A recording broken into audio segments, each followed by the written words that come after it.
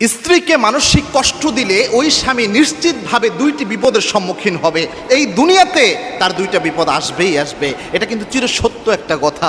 অনেকে মনে করে হয়তোবা স্ত্রীদের সাথে যাচ্ছে তাই আচরণ করলাম আর আমি এমনি জান্নাতে চলে যাব, অত সহজ বিষয় নয়। দুইটি শাস্তির মধ্যে একটা শাস্তি এই দুনিয়াতে আপনি পাবেনই, আর একটা শাস্তি তো আখিরাতে আছেই। সেটা হচ্ছে কোন স্ত্রীকে আপনি কষ্ট দিলেন, আপনার স্ত্রীকে, তাহলে প্রথম যে আল্লাহ আপনাকে শাস্তিটা দিবেন সেটা হচ্ছে আপনার মানসিক শান্তিও আল্লাহ রাব্বুল আলামিন উঠিয়ে নেবেন।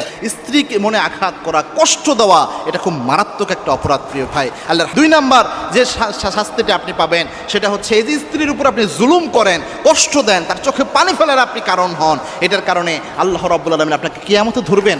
স্ত্রীর প্রতিটি চোখের পানির ফোঁটা, এটার হিসাব আল্লাহ রাব্বুল আলামিন in the day of judgment নেবেন। এটা খুব মারাত্মক একটা বিষয়। এবং কি স্ত্রীর উপর যদি জুলুম করা হয়, আজ জুলমু জুলমাতুন ইয়াউমাল কিয়ামা, এই জুলুমটাও কিয়ামতের দিন আপনার জন্য অন্ধকার হয়ে যাবে। আপনারা আখিরাত বরবাদ করার জন্য স্ত্রী যদি আপনাকে আসামি বানায় এটাই যথেষ্ট হয়ে যাবে। এজন্য আল্লাহর হাবিব সাল্লাল্লাহু আলাইহি ওয়াসাল্লাম বলতেন, খায়রুকুম লিনিসাইকুম, তোমাদের মধ্যে ওই ব্যক্তি আল্লাহর কাছে সেরা যে ব্যক্তি তার স্ত্রীর কাছে